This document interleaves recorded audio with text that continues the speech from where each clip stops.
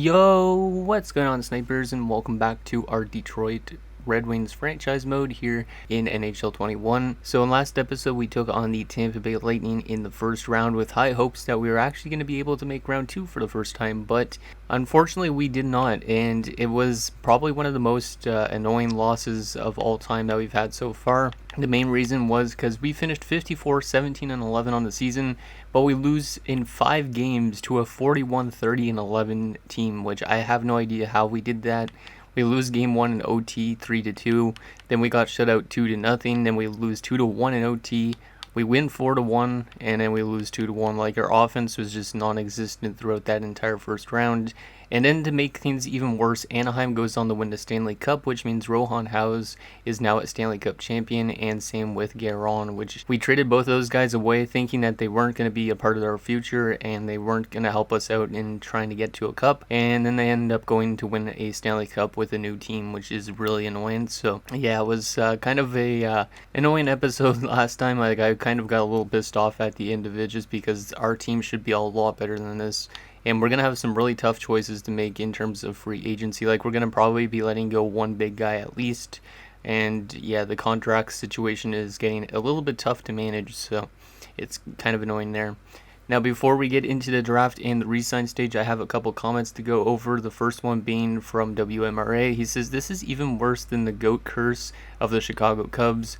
For this class being so weak, just do what I said. For the Thrashers, go in the depths of the draft, find someone with a good name and an unknown potential, and then check their stats and pin them if they're good, and then select them in the draft." So we're probably going to just, for like our 7th round pick, if we can't find anybody, or 6th round pick, we could probably just find somebody with like a cool name or something like that and see if they have good stats, and if they have an unknown potential, we could just take them potentially in the draft. So yeah, that's probably what we're going to do for our later round picks.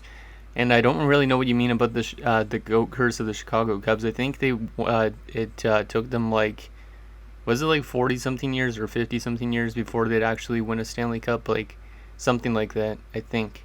Or not a Stanley Cup, what am I saying? A World Series. God damn, I'm getting my sports mixed up now.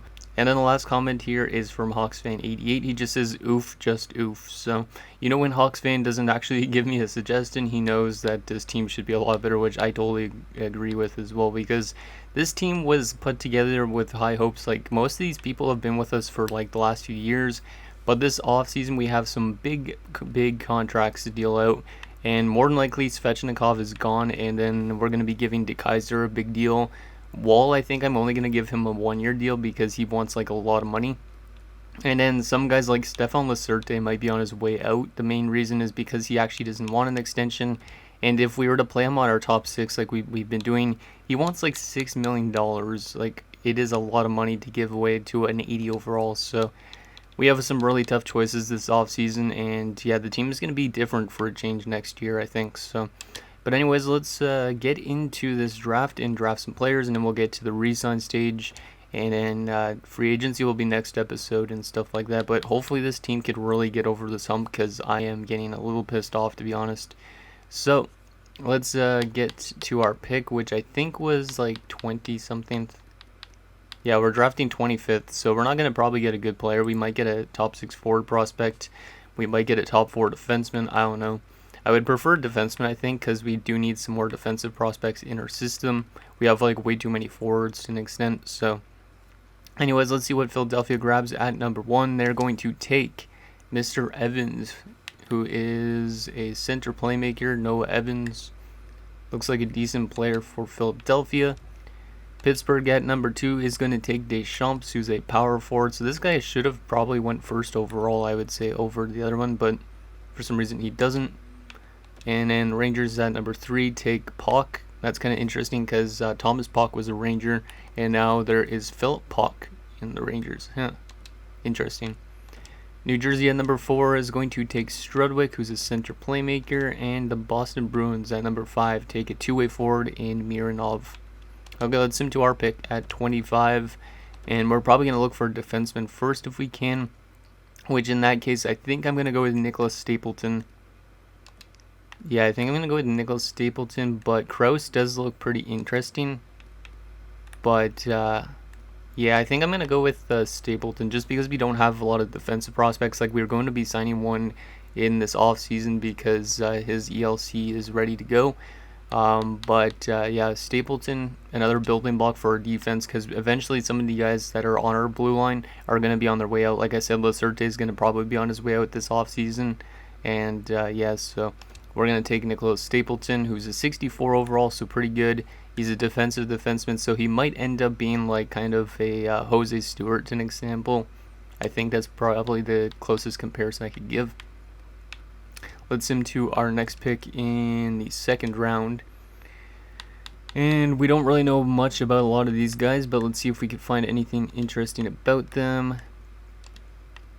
Mr. Felix Salzer has nothing about him. The best option looks like Eric Higgins, but I don't really know for sure. Julius Fisher. I think we're going to just go with Eric Higgins. And then, yeah, eventually we're going to have to start doing the method that WMRA mentioned. So, Eric Higgins is a what? A low top 6, 64 overall. Not too bad. I mean, he might develop into something, considering he was a second rounder. But yeah, this draft is really weak. Third round, there's a lowly defenseman that I pinned, potentially. Oh yeah, Quincy Perry. I almost forgot about this dude. Yeah, we're going to take Quincy Perry, get us another OFD for a system, and he's a low top 4. So not a low elite like I was hoping, but a low top 4 with 65 overall already. He might end up being something, and we do need those defensive prospects in anyways. Our next pick here, there's another guy that could be medium elite in Clinton Mellenby, but he is already 20 years old, so he's probably not. And it knows Joel or... Do I want a defenseman with the last name or? It might be intriguing. Or what about Hervinen? Hervinen might be okay, but he's not fully scouted. I think... Hervinen's already 20 as well. I'm going to just go with Orr just because he's a defenseman. And he's a medium top 6D, so not very good. Eventually we'll start just taking random players based on their names. Potentially another low like 2AD. You know what, we'll just take this dude as well. And then the low top 6D. So another defensive prospect. Probably won't eventually make the NHL, but good to get some for the AHL anyways. And yeah, now the rest of this draft, I think we'll just go based on random player names that are supposed to go late in the draft. So, like, if we scroll through all this, wow, there's a lot of goalies in this. What the heck? I want to look at forwards. That's decent point totals. Some of these guys have. Vic Playfair has decent player stats. Anybody with really crazy player stats? Oh, no, that's a goalie. But that goalie actually has some really good stats, though. You know, we're going to just take a random goaltender. Probably going to be horrible. Yep, AHL starter, but, I mean, that guy had actually some pretty good attributes for an AHL starter. Interesting. 62 AHL starter. Oh, well, some of these guys will be probably just career AHLers, but it's okay. Good to get at least some players into the system. So, once again, we'll go scouted by this and by that. And then we know almost Connor Walchuk's player type, but we don't know anything else about him. I don't want really any overagers. Is there any like 18-year-olds? It's a goaltender again. I don't really need another goalie. Another goaltender. It seems like most of the 18-year-olds actually get drafted, and it's all these 19 and 20-year-olds. So the 20-year-olds will probably have higher overalls. This guy looks okay, Mitchell York. And you know what? We'll try Mitchell York for something random. And he's a low bottom 6, so I mean at least that's better than I guess in AHL top 6, but not very good still. Just some extra random picks that probably won't get signed, but there you go. That is our draft. So not a great draft, I would say, by any means, but at least we get another top 4 defenseman in Stapleton that could potentially become something good. Maybe another Stewart, for example. And then we also got Higgins, Barry, Orr, Mara, Fast, and York. Mostly defensemen, just because that's something that we actually need in our system. Okay, let's go to this resign stage. We do actually have to get back our assistant coach and our associate coach, so I will get those guys back because I think those guys have actually been doing pretty decent. So we'll do 3 years at that. if I end up losing these guys, it's not the end of the world, because like I don't think we actually really, like, we could find always a new associate coach or assistant coach, and we also got our scouts to get back. But yeah, I don't really know what the problem is with this team. Like, if it's just the coaching, just because our coaches aren't A+ coaches. Is that the reason why we're losing in the first round all the time? Like, it shouldn't be the difference, really. Like, the team is a lot better than what the coach actually makes them, I guess. Like, we have good scheme fits and all that stuff. We can't get past the first round. It just makes no sense. So, here is the main event, which is the contract extensions, and this is going to be a very tough contract extension one for us. So, let's go to our UFAs, or actually our RFAs first. So, we're going to just go to the bottom of this list, and I think we'll just qualify pretty much anybody that's in the AHL, just because they'll all accept. Some of these guys we could probably trade away if we wanted to, just to free up contract room, but we're going to just qualify all these guys. I'll just give Sedin what he wants, though, and then Powell is going to get a 2-year extension, I think, or what did I write down? Because I basically went out of projected contracting, and just to see how much money we would be paying to players this year. And yeah, there's going to be at least one player that's probably going to be on his way out. And okay, so Powell, I think I wrote down, yeah, 2 years at 3.8. I don't need to give him 3.8. I could give him less than that. I could give him like 2 years at $3 million. I think I should be able to get him for $3 million, which is a good price, I think. And we actually have no goalies that are up for contracts. I do need to get Renberg potentially into the AHL. So let's go to our UFAs first. So the bottom of this list, Jass ain't going to get signed to his ELC because he's not good enough. Same with Lees. And then Granlund isn't either, even though he's a top 9 potential prospect. The only reason is because we are very tight on our contract situation, I think. So we're going to let go of him. And we're also going to let go of Fuji. But we are going to sign Dan Foose, who's a 69 now at 19, because he's one of our defensive prospects. And then we are going to have to let go of probably of our UFA AHLers just to make up some room. So I think we will let go of Sylvain Gagne. And then we're going to get these defensive guys back for the AHL, since they should probably accept,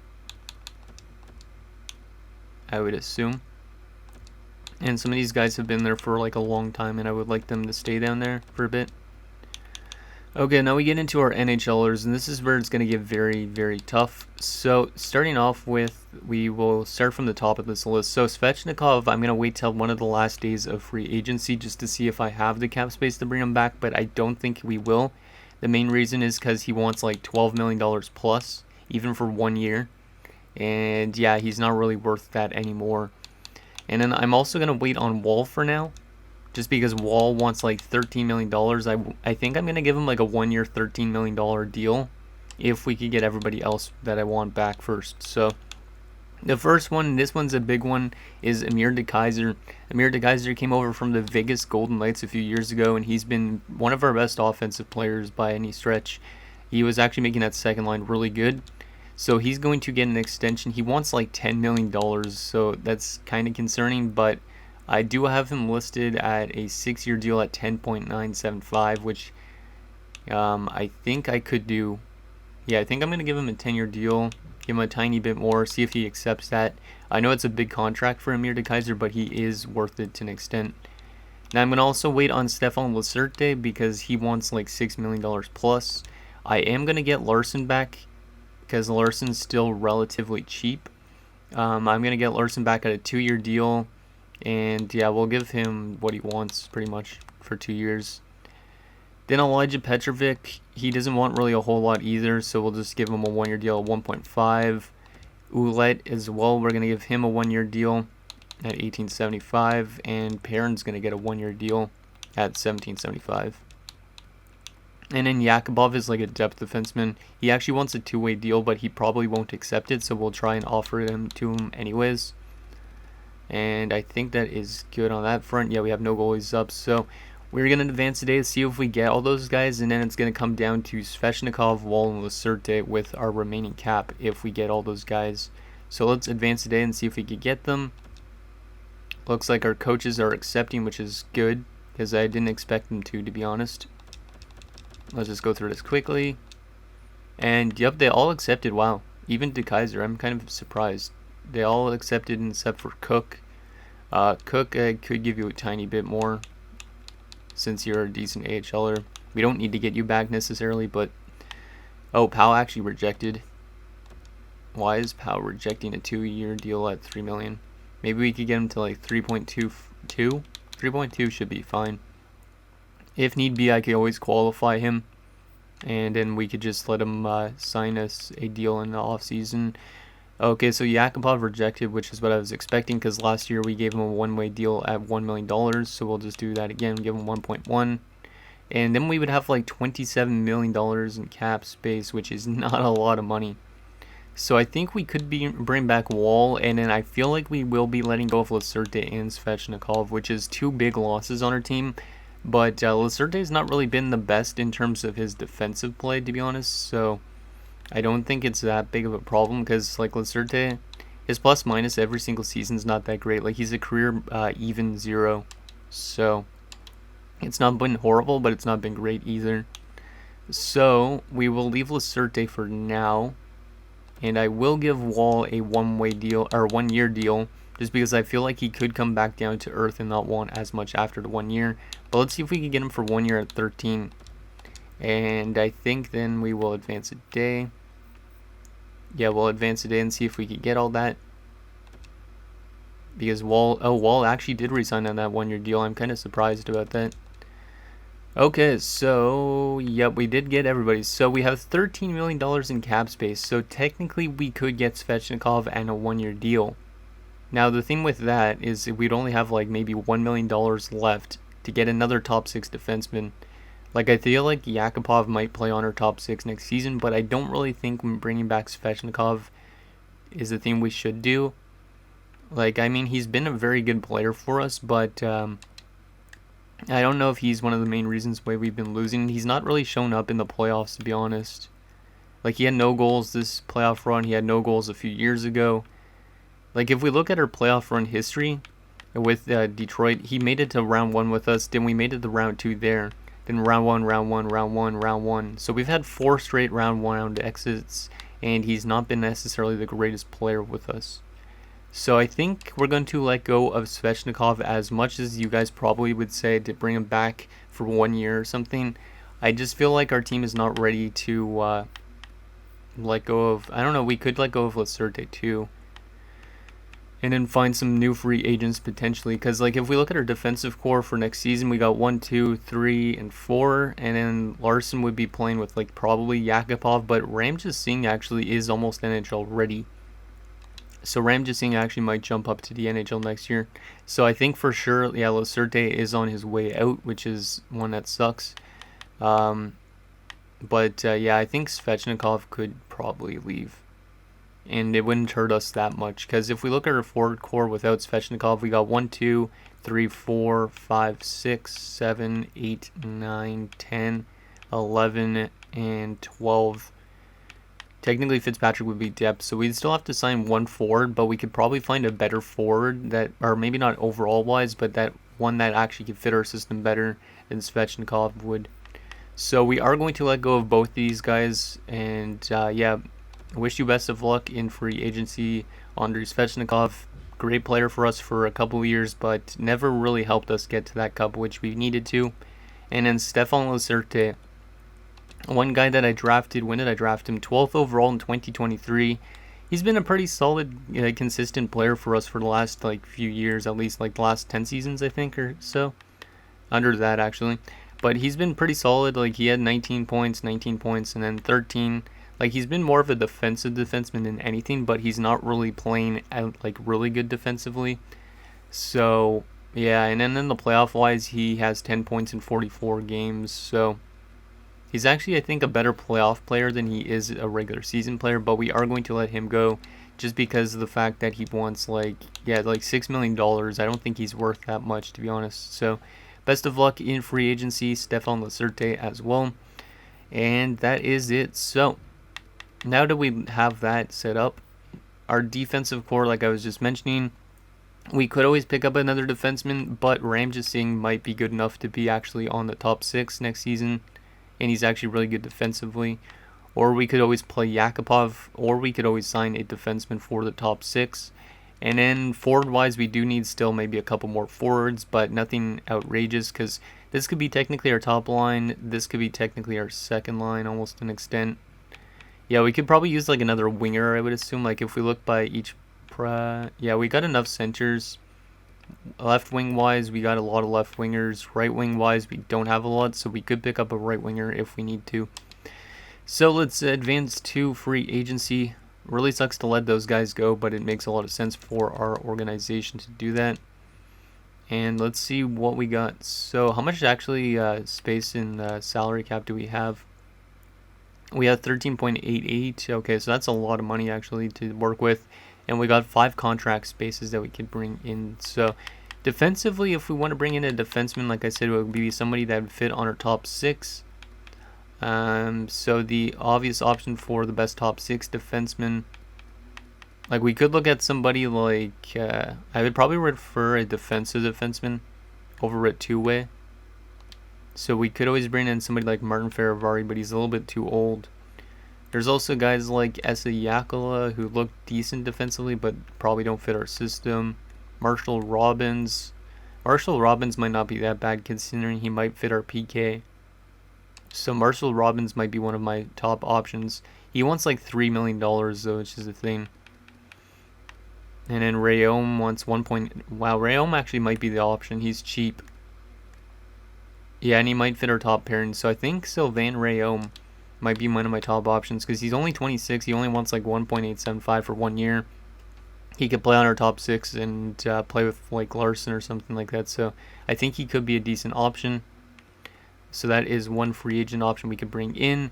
And then I think we would probably take a right winger, but let's take a look at all the forwards available. So we're not bringing back Svetchnikov. We're definitely not bringing in Jaro Stillman, who just won a Stanley Cup with Anaheim. Damn, Anaheim is probably not going to be as good without Jaro Stillman.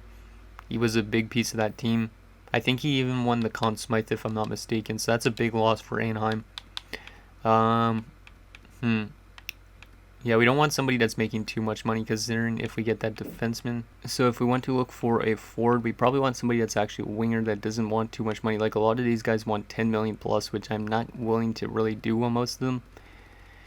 So we probably would have to go down to like an 83-ish type of player. Maybe like this Kearney guy that could play center and wing. He would probably fit our 4th line, it says, but I don't know. Maybe he could fit our 3rd line too. Like, he doesn't want too much money, but he does want a little bit of term. Like, if we were to give this guy a 1-year deal, we would be able to afford him and a defenseman, and we'd still have cap space left, which is good, because we do have some big contracts up next offseason. So, yeah, this is pretty much what's available and what we could bring in. If you guys see anybody you want me to bring in, like maybe even Dylan Nolan, who looks... Yeah, Dylan Nolan actually might be the perfect option. Yeah, he might be the perfect option. He's actually a decent NHL player as well, looks like. Because, yeah, he's had like some good seasons. 26 goals, 22 goals. Yeah, he might be a good option to bring in for like a 2nd or 3rd liner. And final thing, let's take a look at... what was I going to take a look at? Our contracts that are up next offseason, just so you guys could get a feel for why we don't want to sign guys to like long-ass contracts. Just because these are the contracts that are up next offseason, which there's some really big ones. So Wall, he's going to want a lot of money probably again, unless he for some reason plays really bad this season. Then Matthews, his contract is like probably going to be very expensive. He's a UFA as well, so he's going to be a very expensive one to bring back. Savonen's a UFA also. He probably doesn't want too much. And then Tucker is an RFA. Petrovic. So there's some big guys, like I wouldn't say it's the worst in terms of contract renewals, but there is 2 big guys at least that need contracts. Or Wall maybe doesn't need a contract, but Matthews definitely does. And his contract might go up even more if he plays good this season. And in goaltending wise, Punovs is going to want a big contract extension as well. Like he already wants like $9 million, and this guy's only played 1 season. Like if we go 8 years, he wants like $14 million, so... Yeah, I don't know how long Punovs is going to be with this team. Like, we could always qualify him next offseason. Nguyen's contract is also up, and then Mui and Turkov and Stevenson. So anyways, guys, that's going to do it for this episode of our Detroit Red Wings franchise mode. So in next episode, we will probably make some new signings and pick up a new defenseman and one new forward. And then we'll start up the season simulation, and hopefully this team could do a lot better with some new additions into our lineup and no Svetchnikov and Lozerte. So let me know what you guys think down below, and I'll see you guys next time.